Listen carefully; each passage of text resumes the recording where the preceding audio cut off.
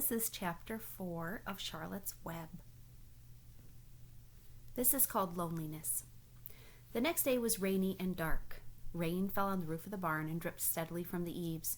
Rain fell in the barnyard and ran in crooked courses down the lane where thistles and pigweed grew. Rain splattered against Mrs. Zuckerman's kitchen windows and came gushing out of the downspouts. Rain fell on the back of the sheep as they grazed in the meadow. When the sheep tired of standing in the rain, they walked slowly up to the lane and into the fold. Rain upset Wilbur's plans. Wilbur had planned to go out this day and dig a new hole in his yard. He had other plans too. His plans for the day were something like this.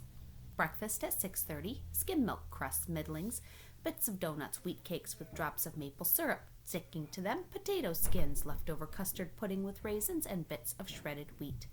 Breakfast would be finished at 7. From 7 to 8, Wilbur planned to have a talk with Templeton, the rat who lived under his trough. Talking with Templeton was not the most interesting occupation in the world, but it was better than nothing. From 8 to 9, Wilbur planned to take a nap outdoors in the sun. From 9 to 11, he planned to dig a hole or trench or possibly find something good to eat that was buried in the dirt. From 11 to 12, he planned to stand still and watch flies on the boards, watch bees in the clover, and watch swallows in the air. 12 o'clock, lunchtime, middlings, warm water, apple parings, meat gravy, carrot scrapings, meat scraps, stale hominy, and the wrapper off a package of cheese. Lunch would be over at 1. From 1 to 2, Wilbur planned to sleep. From 2 to 3, he planned to scratch itchy places by rubbing against the fence. From 3 to 4, he planned to stand perfectly still and think of what it was like to be alive and wait for Fern. At 4 would come supper, skim milk, provender, leftover sandwich from Lurvy's lunchbox, prune skins, a morsel of this, a morsel of that, fried potatoes, marmalade drippings, a little more of this, a little more of that, piece of baked apple pie, a scrap of upside-down cake. Wilbur had gone to sleep, thinking all about these plans. He woke at 6 and saw the rain, and seemed he could not even bear it.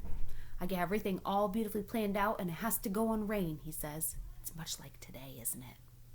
For a while he stood gloomily indoors, and then he walked to the door and looked out. Drops of rain struck his face. His yard was cold and wet. His trough had an inch of rainwater in it, and Templeton was nowhere to be seen. "Are you out there, Templeton?" cried Wilbur. There was no answer. Suddenly Wilbur felt lonely and friendless. "One day just like the other," he groaned. "I'm very young. I have no real friends in the barn. It's going to rain all morning and afternoon, and Fern will not come in such bad weather. Oh, honestly." And Wilbur was crying again for the second time in 2 days. At 6:30, Wilbur heard a banging on a pail. Lurvy was outside in the rain, stirring up breakfast. "Come on, pig," Lurvy called. Wilbur did not budge. Lurvy dumped the slop, scraped the pail, and walked away. He noticed that something wasn't right with the pig. Wilbur didn't want food. He wanted love. He wanted a friend, someone to play with him.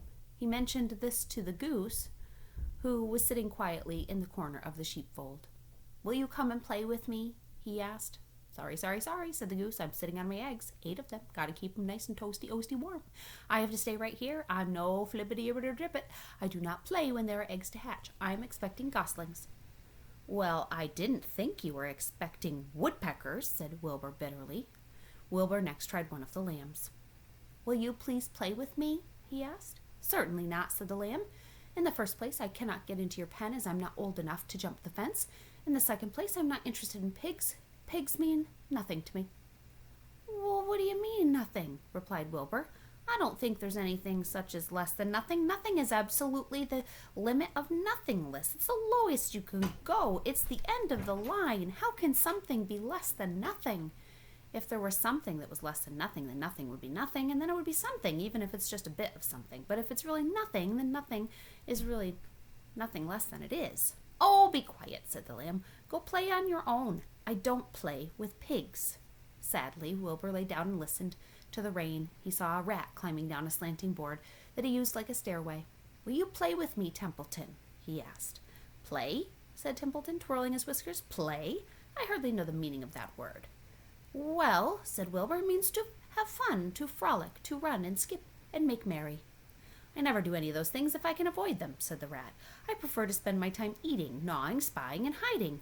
I am a glutton, not a merrymaker. Right now I'm on my way to your trough to eat your breakfast, since you have not gone and eaten it yourself." And Templeton the rat crept stealthily along the wall and disappeared into a private tunnel that he had dug between the door and the trough in Wilbur's yard. Templeton was a crafty rat, and he had pretty much his own way. The tunnel was an example of his skill and his cunning. The tunnel allowed him to get from the barn to his hiding place under the pig trough without coming out into the pen. He had tunnels and runways all over the Zuckerman's farm, and he could get from one place to the other without being seen. Usually he crept during the daytime, and he was only abroad after dark. Wilbur watched him disappear into a tunnel. In a moment he saw the rat's sharp nose poke out from underneath the wooden trough. Cautiously, Templeton pulled himself up over the edge. This was almost more than Wilbur could stand, on this dreary, rainy day, to see his breakfast being eaten by someone else. He knew Templeton was getting soaked out there in the pouring rain, but even that did not comfort him. Friendless, dejected, and hungry, he threw himself down in the manure pile and sobbed. Late that afternoon, Lurvy went to Mr. Zuckerman.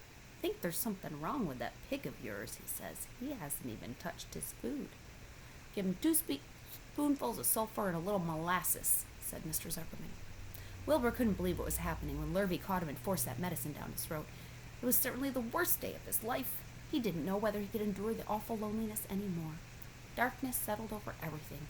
Soon there were shadows and noises of sheep chewing the cuds, and occasionally a rattle of a cow chain up overhead. You can imagine Wilbur's surprise when out of the darkness came a small voice he had never heard before. It sounded rather thin but pleasant. "Do you want a friend, Wilbur?" it said. "I'll be a friend to you. I've watched you all day, and I like you." "But I can't see you," said Wilbur, jumping to his feet. "Where are you? Who are you?" "I'm right up here." "Go to sleep," said the voice. "You'll see me in the morning." Do you think you know who it is? If you know the story already, maybe you do.